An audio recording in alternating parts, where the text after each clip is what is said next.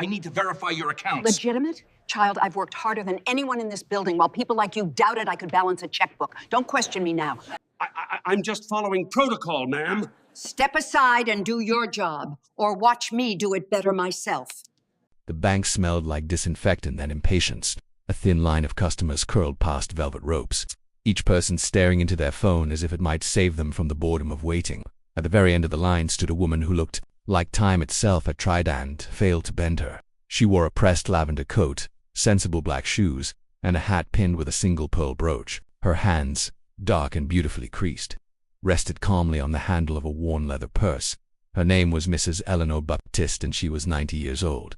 At the counter, a young teller tapped keys with the practiced rhythm of someone who had stopped noticing people. When Eleanor's turn finally came, she stepped forward with a soft smile. "Good morning, dear," she said. "I just want to check my balance." The teller glanced up, then down, taking in Eleanor's age, her simple clothes, her old-fashioned purse. He smiled politely, the way people do when they expect very little, of course, man. "Your card." Eleanor slid a card across the counter. It was heavy, matte black, with her name embossed in silver. The teller's eyebrows twitched almost imperceptibly. Behind her, a man in an expensive gray suit sighed loudly. He wore a gold watch thick enough to qualify as armor and spoke into his phone with theatrical confidence. "I don't have time for this," he muttered. "Some people should really use ATMs." Eleanor turned slightly. "Young man," she said gently, "patience is free. You should try it sometime." The man scoffed and laughed, ending his call. "Look, Grandma, some of us have businesses to run." The teller cleared his throat, eyes now fixed on his screen. His fingers froze. "Ah, Mom. Yes, dear. I just need to verify something." The man in the suit leaned closer, curiosity briefly overtaking irritation. "What is it she overdrawn?" He chuckled at his own joke, but teller swallowed. "Sir, I'll ask you to step back." Eleanor's smile never changed, but something in the air did, like a door quietly locking. Expand this chapter into 1,500 words. The teller's screen glowed with numbers that didn't make sense at first glance. He blinked, refreshed the page, and blinked again. Then he stood. "Ma'am," he said, voice suddenly careful, "would you mind taking a seat for just a moment?" Eleanor nodded and moved to a chair by the window, sunlight catching the silver in her hair. The man in the suit, Mr. Clayton Hughes, according to his monogrammed brief, "What system crashed because Grandma's got $12 in a coupon?" The teller didn't laugh. Instead, he picked up the phone and dialed a number printed on a laminated card beneath the counter. "This is Teller Station 3. He said quietly, "I need a manager. Immediately." Clayton crossed his arms. "You people are unbelievable." Within minutes, the branch manager appeared, a woman in her 40s with sharp eyes and a calm stride. She leaned over the screen, and for the first time that day, she lost her composure. "Oh," she whispered. Clayton leaned in again. "Oh, what?" The manager straightened. "Sir, I'm going to need you to step away from the counter." "What? Why?" "Because you're being disruptive." He laughed again. "This is ridiculous."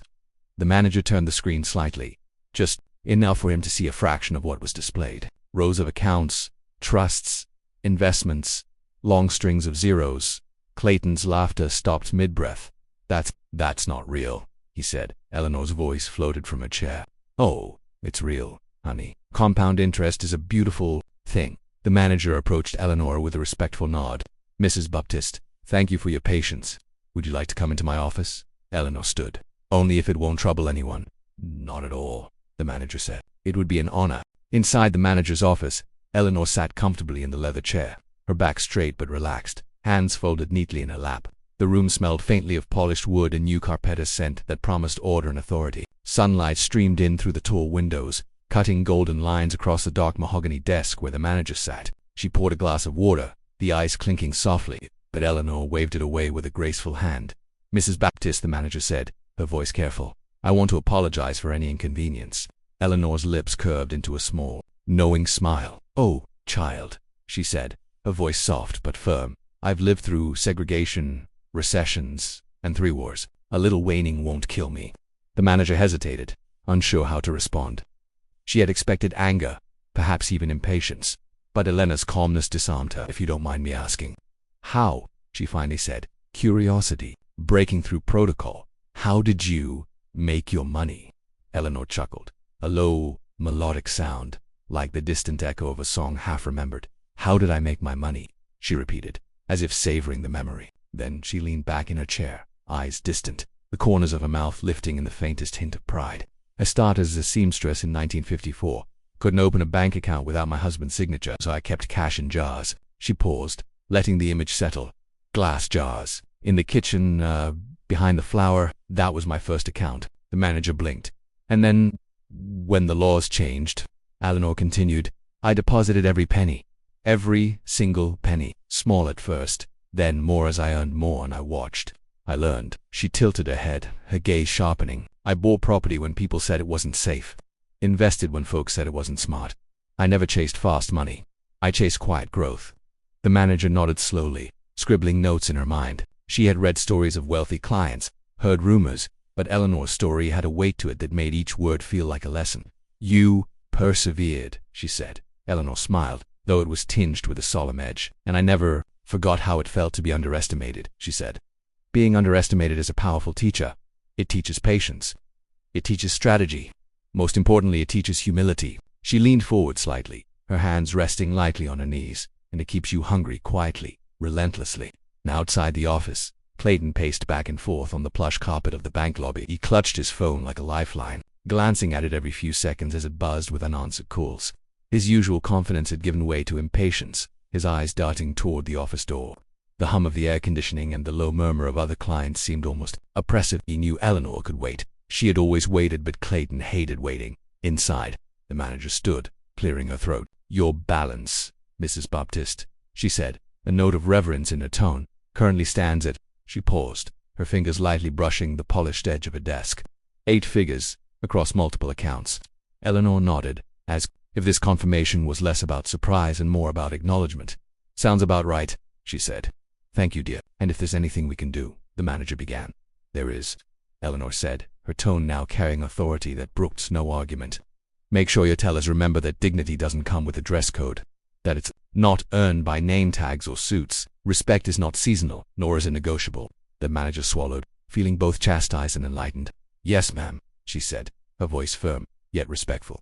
Eleanor settled back into her chair, letting a moment of silence hang in the air. She glanced toward the window, where the city moved in its usual, oblivious rhythm. Buses rolled past, taxis honked, and pedestrians hurried along the sidewalk. She thought of the younger version of herself, standing on the same streets, hands raw from sewing, dreams barely whispered.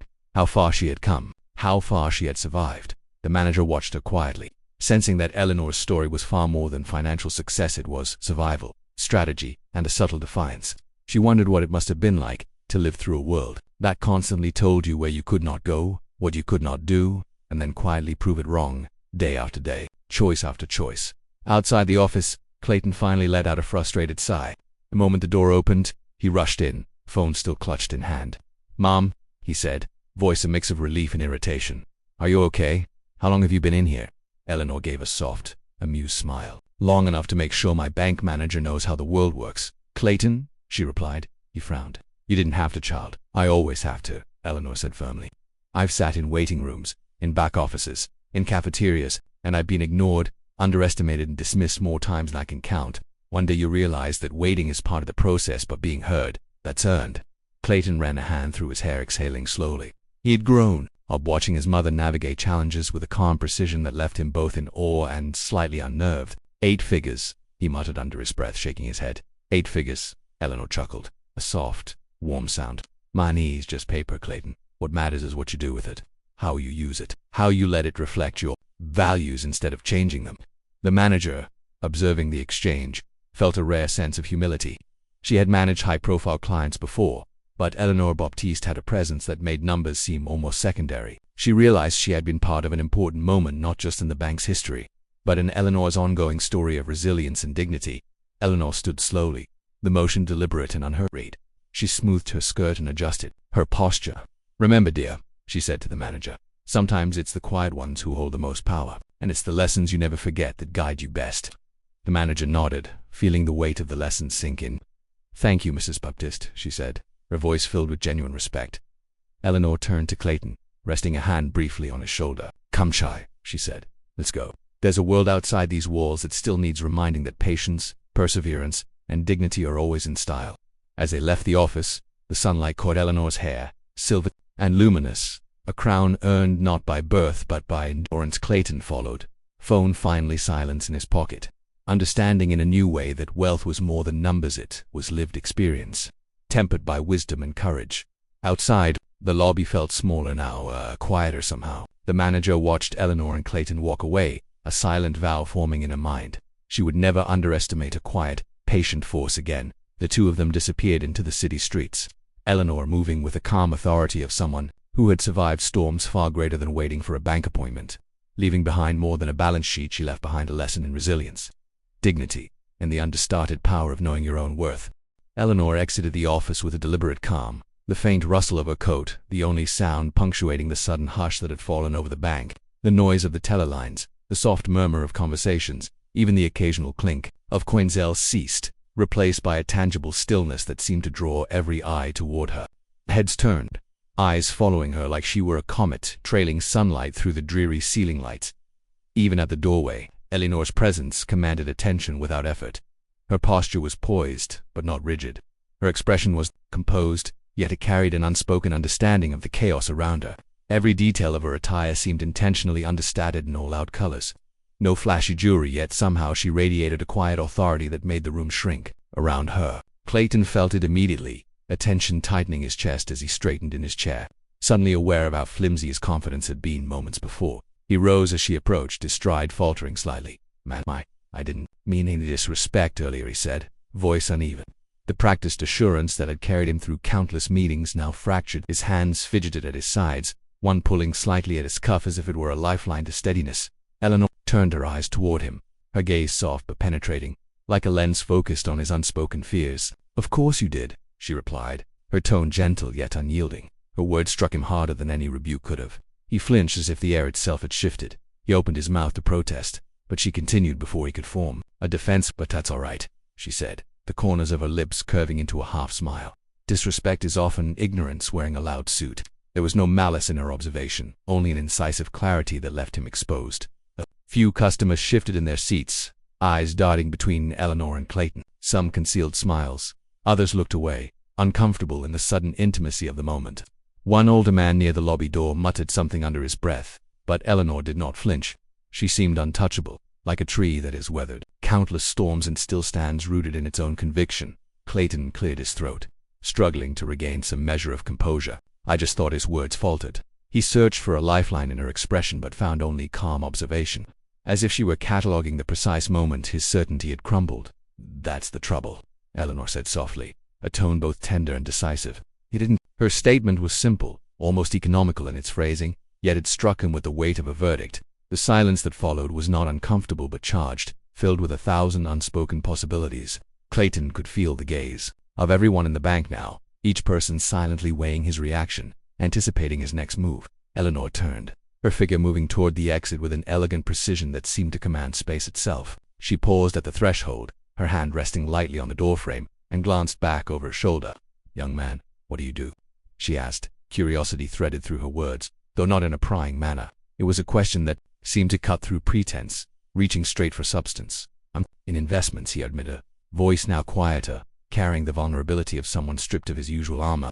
He felt small under her scrutiny, as if the room had suddenly expanded around him while he had shrunk inward. Eleanor's slow, knowing smile that seemed to fold the silence into something warmer. "Then here's some advice," she said, tilting her head slightly, the light catching her profile in a way that made her seem almost ethereal.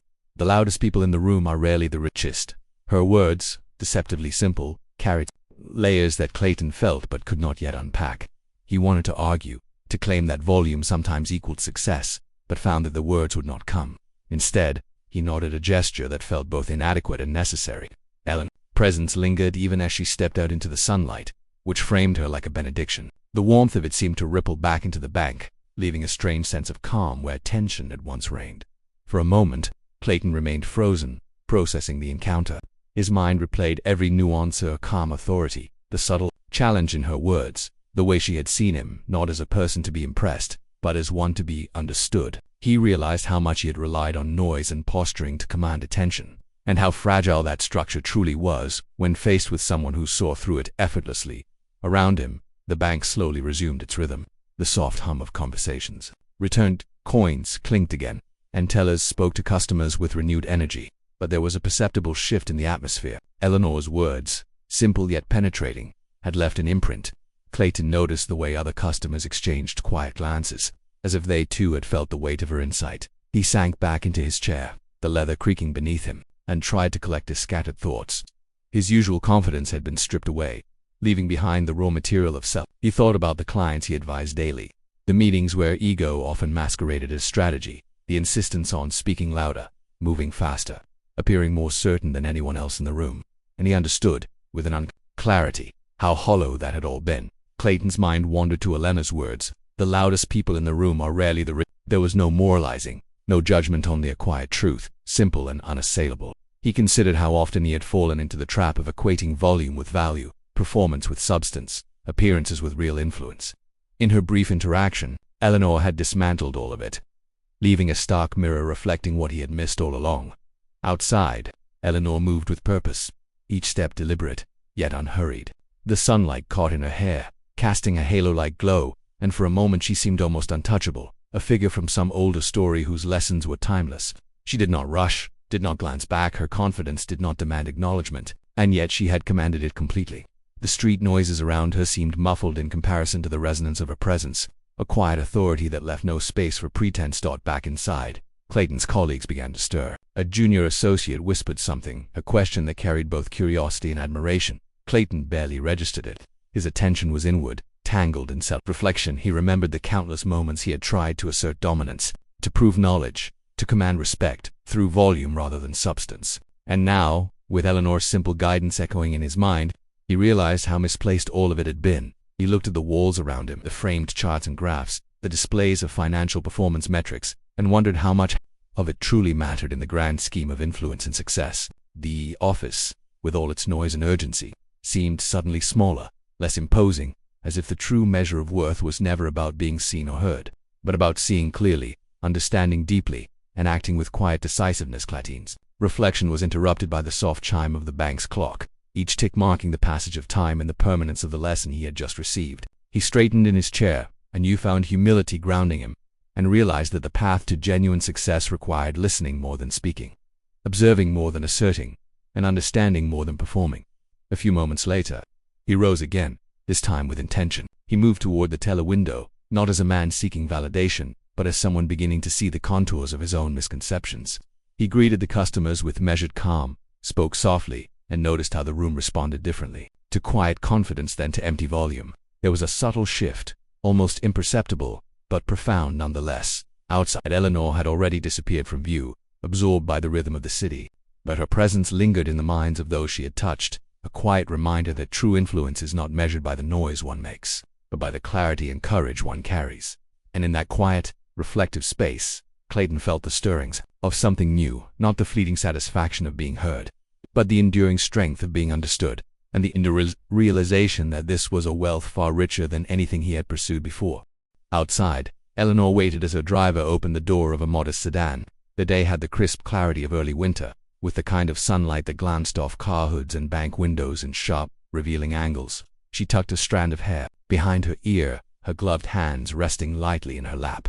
Even in the chill, she radiated an unspoken command, quiet, restrained, unassailable. "Everything okay, Mrs. B?" the driver asked, a hint of concern threading his voice. "Just fine," she said, settling in. "I checked my balance." Her words were simple, matter of fact, but the corners of her mouth held the faintest trace of amusement, like a secret joke she'd been carrying alone for years. The driver nodded, not pressing, because he had learned long ago that there were certain things about Eleanor Baptiste one never questioned.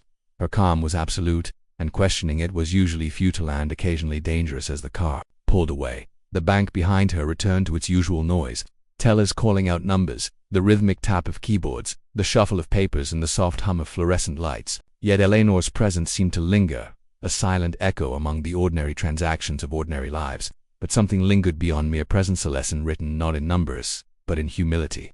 It was not the kind of humility born of necessity or struggle, but one crafted from an intimate understanding of consequence. Eleanor had learned, through years of accumulation and careful stewardship, that wealth was a tool best wielded with discretion. She gazed out the window at the city moving around her. Cars honked, pedestrians hurried with hands stuffed in pockets, and overhead a flock of pigeons scattered at the sudden roar of a delivery truck. Yet Eleanor felt no part of the rush, never did.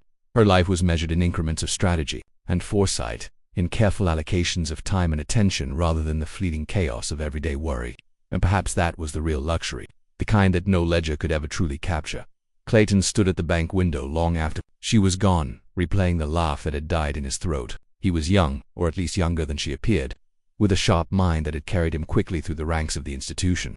But today, as he watched Eleanor disappear into the distance, he felt something unfamiliar, a gnawing awareness of his own limitations. The bank around him seemed suddenly smaller, more fragile, as though the very walls had shrunk in her absence.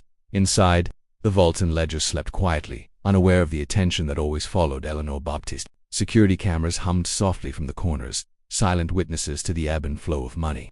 And within these organized chaos, Eleanor's wealth slept too, not brash, not screaming for recognition, but calm, contained, and deliberate. Every account balanced, every investment scrutinized. It was as if her money was conscious of her attention, responding to it in its own quiet obedience. Clayton's fingers tapped lightly against the polished mahogany of his desk. He was the kind of man who prided himself on numbers, on certainty, on patterns that could be plotted and predicted. But Eleanor had a way of bypassing that world entirely. She operated in margins invisible to the ordinary observer, in intervals between attention and neglect, knowing that true power did not always announce itself with fanfare. "You saw her check her balance, didn't you?" a colleague asked, leaning against the edge of Clayton's desk. He had the easy familiarity of someone used to stepping close to power, though Eleanor's power was not the kind one could approach uninvited. Clayton nodded, keeping his voice neutral. Yes, she did it quietly, like always. That's unusual, his colleague said, with a note of disbelief. Most people want acknowledgement. She doesn't even need to show it. Clayton smiled faintly, though there was no humor in it. That's the point. She doesn't need anyone to know. That's what makes her dangerous and brilliant. Back in the car, Eleanor let herself relax. She didn't need to check her balance for reassurance. Not really. It was the ritual, the habit, the confirmation of a life meticulously maintained. The driver, whose name she rarely used, kept a careful distance, aware of the invisible boundaries that Eleanor drew around herself. He had served her for years, long enough to understand that her life was not lived for the approval of others, was lived according to her own exacting standards. She thought briefly of the clients she had dealt with that morning. Some had been anxious, some brash, some arrogantly confident in their assumptions about wealth. And yet, none had touched the truth of her. None had seen past the calm surface into the precise, almost surgical control she exercised over life and resources. Humility, she reflected, was often misinterpreted. To some it meant meekness or self-effacement. To Eleanor it meant restraint, the power to act without broadcasting your capabilities. She remembered her father's words as he had once guided her through the labyrinth of their family finances. Strength is never in the display, child. Strength is in the invisible threads you control. And she had taken that lesson to heart, embedding it in her dealings, her interactions, even her laughter, which was always just a fraction of what it could be. Clayton, meanwhile, lingered in the bank long enough to feel the subtle shift her departure had caused. He had managed hundreds of accounts, mediated countless negotiations, yet he found himself unsettled by Eleanor's quiet power. She was not flamboyant. She did not flash her wealth like a neon sign. She didn't need to. There was an elegance to her discretion, a rhythm that he could not imitate and perhaps would never understand fully. He thought back to the moment when she had entered the bank, serene but unmistakably commanding. Others had paused, even subconsciously, as if their subconscious had recognized the pattern of authority she carried.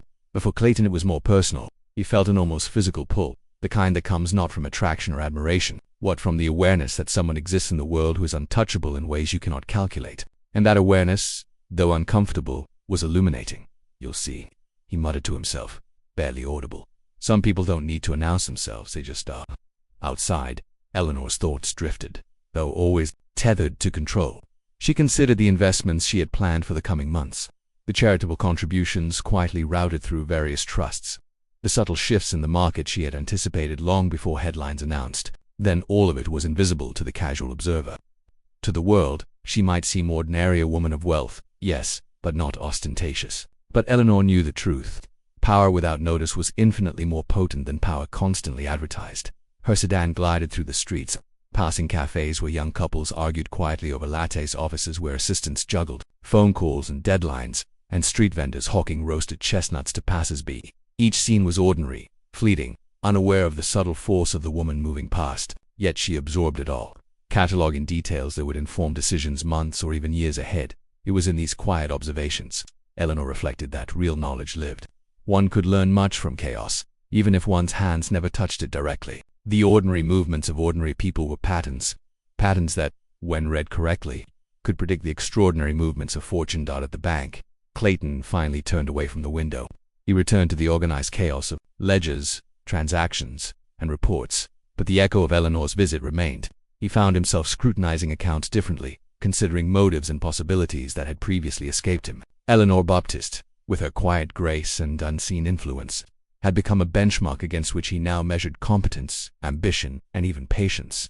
And in the vaults, amidst the carefully secured assets, Eleanor's wealth lay dormant, sleeping quietly, not for lack of attention, but for deliberate preservation. Every transaction, every adjustment, every strategic maneuver had been executed not for spectacle but for sustainability, for control. She liked it that way. It was satisfying in a way that accolades never could be. Eleanor's laughter, faint as it had been, lingered longer than any announcement, any public display. It was the private confirmation of success, the kind that mattered most, because it existed entirely on her terms.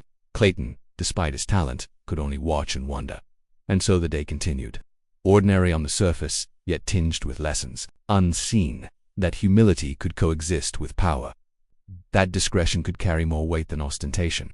And that sometimes, the quietest presence left the loudest impression.